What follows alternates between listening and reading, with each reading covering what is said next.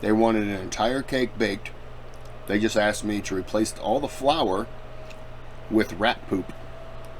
So I did it. I had to catch little rats and squeeze them and just squeeze the turds right out of them.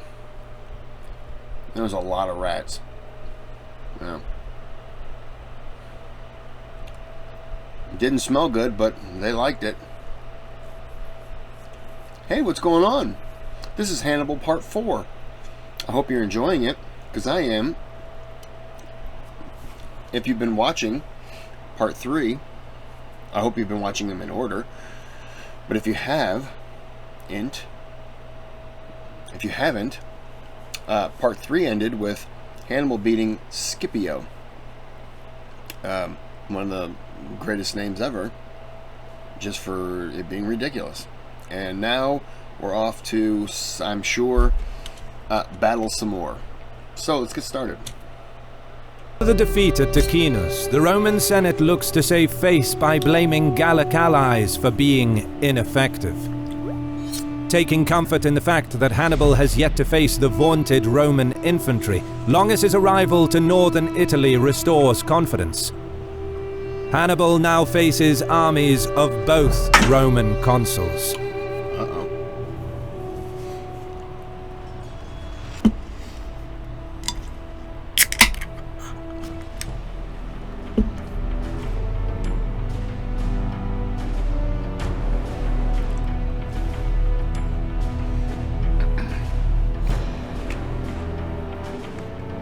It's early December 218 BC. Publius Scipio's life still hangs in the balance due to wounds he sustained at Ticinus. But, ironically, his troubles are only just starting. His defeat at Ticinus has major consequences for Rome.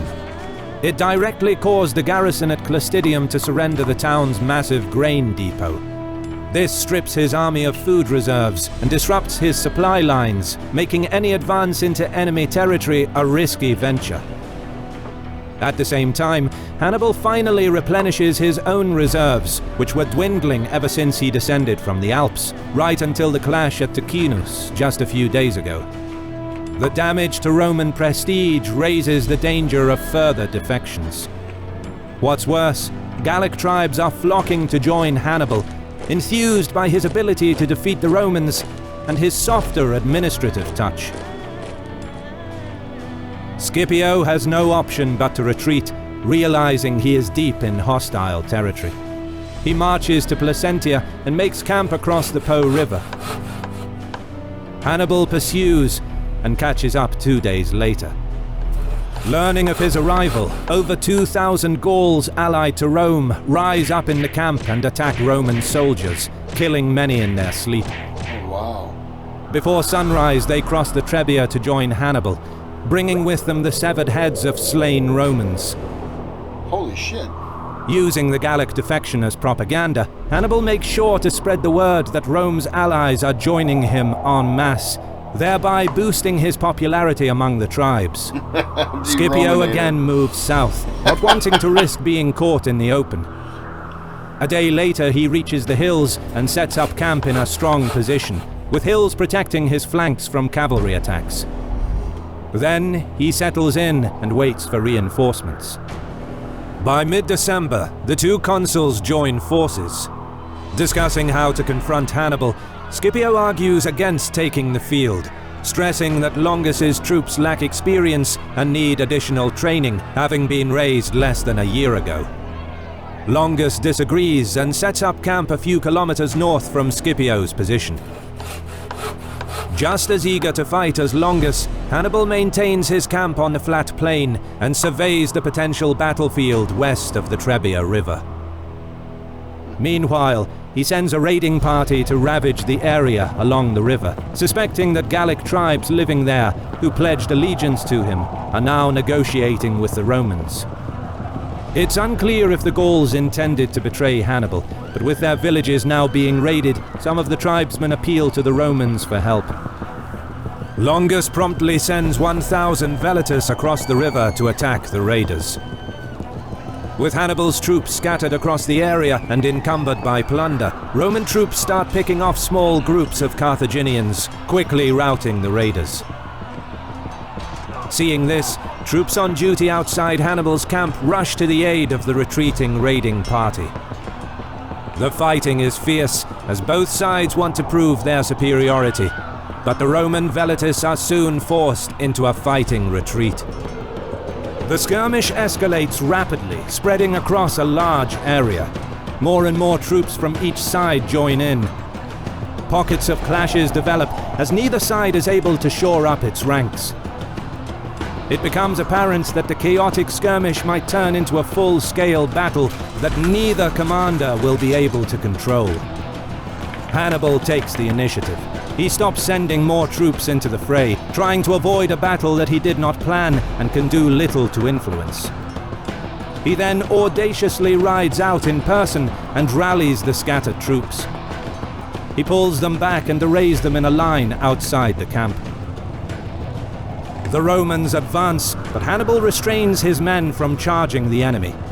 The Romans too halt their advance, refusing to attack the well-positioned Carthaginians, who can now be supported from the camp with projectiles and fresh troops. Yeah. The day draws to a close. Hannibal demonstrates his shrewdness by not committing to an uncertain battle, and by restraining his troops, he exhibits what he would become so famous for: his extraordinary ability to exercise control over his army. Romans retire towards their camp, satisfied at scoring a victory against Hannibal's troops, their morale and confidence partially restored. Longus, who is described by sources as having an aggressive temperament, shows his eagerness to do battle as soon as possible. He won't have to wait long.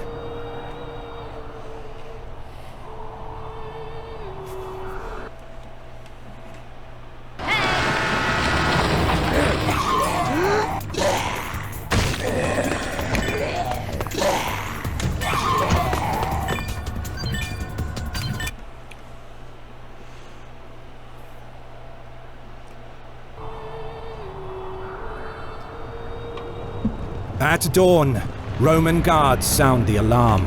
The Carthaginians are attacking the camp. Awoken to projectiles flying over the palisades, Roman troops are ordered to get ready for battle. On empty stomachs, the men rush to form up in front of their tents in frigid conditions. Longus sends all 4,000 of his cavalry against the Numidians, closely followed by 6,000 Velites. But the Numidians soon break off. As the fighting moves north, the fast cavalrymen engage in hit-and-run attacks. Longus marches out with the rest of his army to meet the enemy.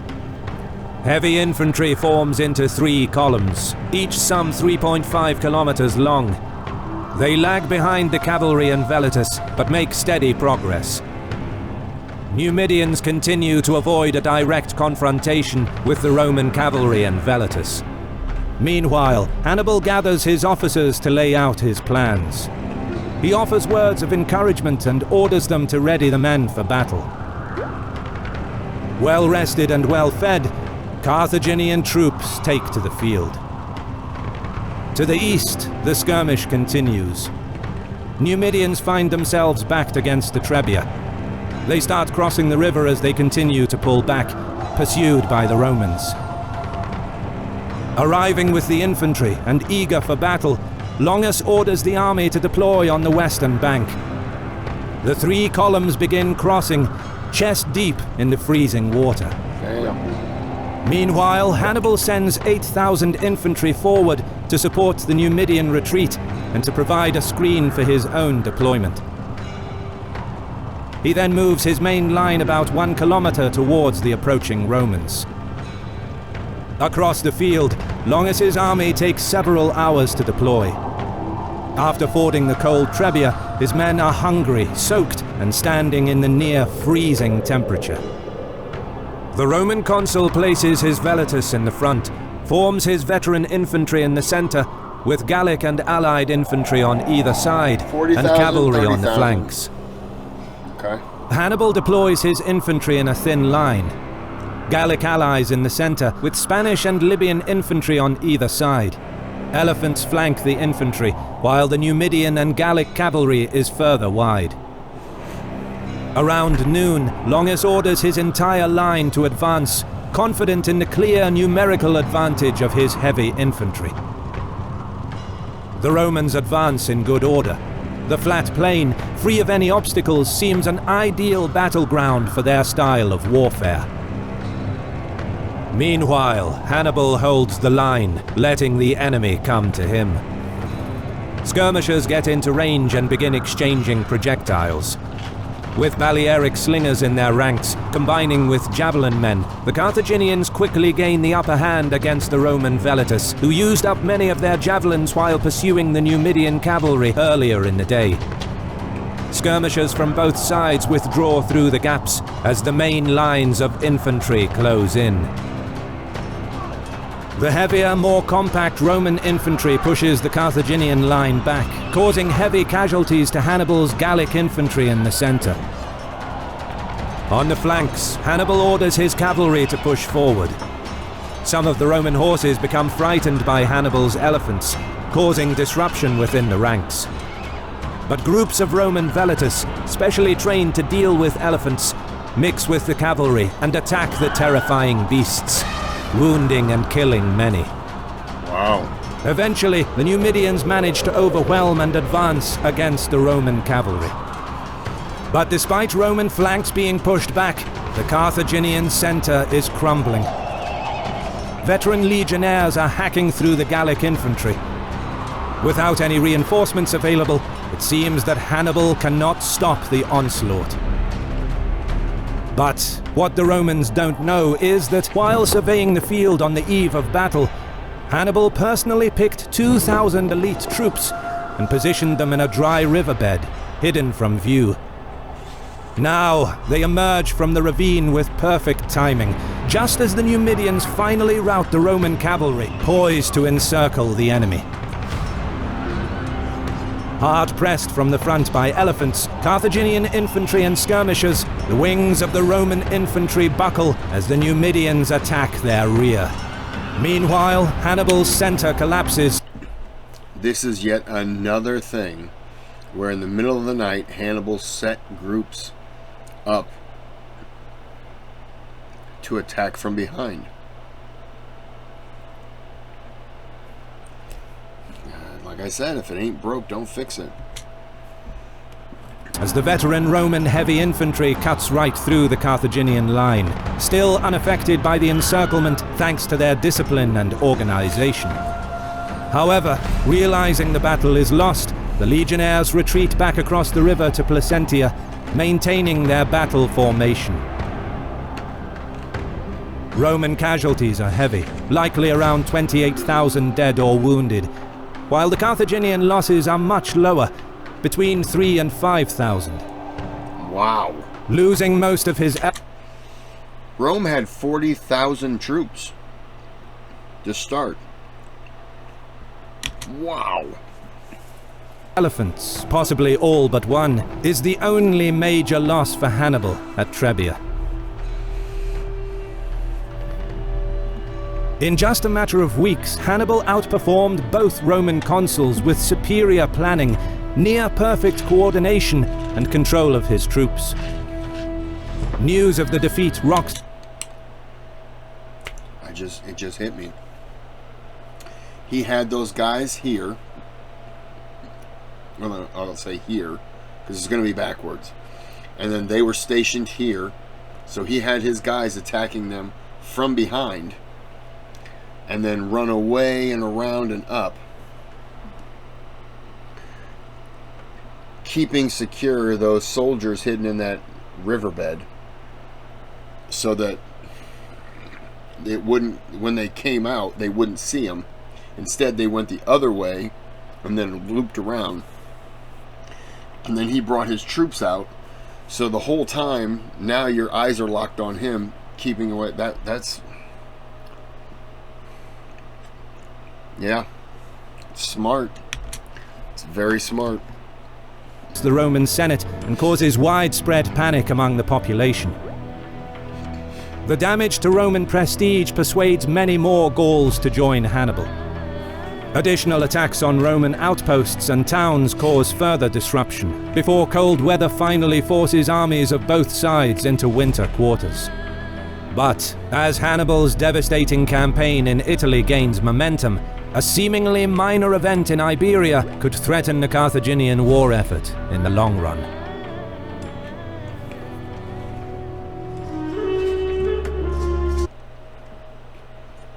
There's a certain strain of bacteria called Lactobacillus reuteri that will help you grow bigger balls. There was a study published in 2014 that used male Wistar rats. Okay. These rats have extremely similar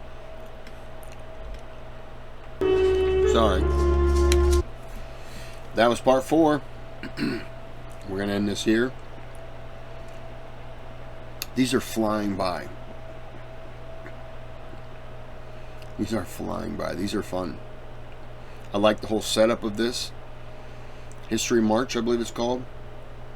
I like the setup. I like the graphics. I like everything. This is they've done an excellent job.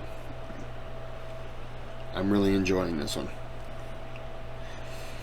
Every time, you know, Hannibal, whenever somebody says Hannibal, I either think comedian Hannibal Buress or Hannibal Lecter.